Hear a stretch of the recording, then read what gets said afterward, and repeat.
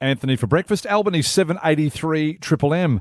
Well, last week we found out that the CPI in Perth across 2022 rose a whopping 8.3%, and we know that in the southwest, the Great Southern here, there's already the cost of living pressures. We also see that another group of workers, in this case the fireys, are pushing hard for more than what they're being offered by the government, joining the police, the teachers, nurses and other professions.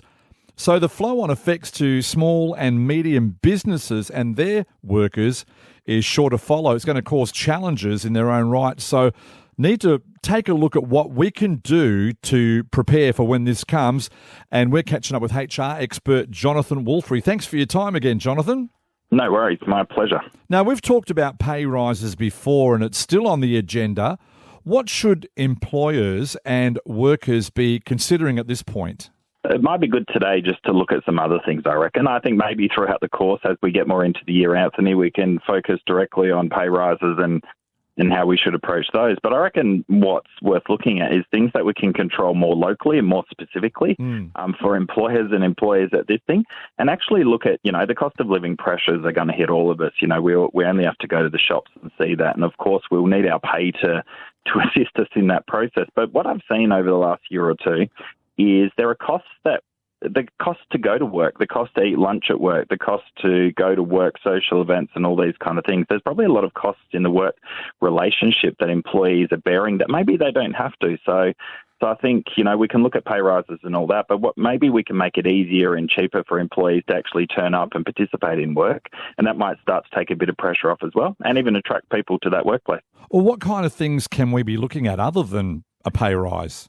Yeah, I think, look, there's not going to be thousands and thousands of dollars that we're going to just be able to lop off, the cost of coming to work. But I know even last year when we were looking at some of the benefits of flexible work, working from home, etc., the actual number one thing people were saying across the country in regards to that is like the cost of commute, the cost of petrol, the cost of parking, the cost of buying my lunch out. They were actually the main benefits people were realising about working from home. It wasn't necessarily the flexibility and all that. It was actually saving money. So, all right, in an environment where cost of living pressures are high, what can we do in regards to making it cheaper? Can we get workers to come in at different times of the day so that they're not double commuting with drop-offs and all that to make it more efficient from a fuel perspective?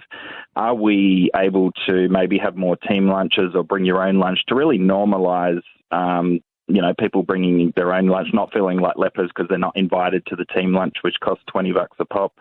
Are there things in the workplace where we can do group buys or group discounts, or as employers we have access to cheaper purchasing to really take that cost of pressure living on everyday items down for our workers? And look, some people it affects more than others, but the CEOs who drive to work and have a parking bay are less concerned with that. I find most workers are concerned with these costs that add up. Childcare, because we have to let them stay back an extra half an hour, really looking into those flexibilities that employers can provide that are no skin off their nose so workers can have a cheaper way of managing their life. A good focus there. Okay, well, how can employers and employees work together then to balance pay rise requests? Yeah, I think along those kind of lines, look, I've mentioned a lot about what employers can do to make it easier for employees to reduce some of those costs that add up over the 365 days of the year and into the thousands.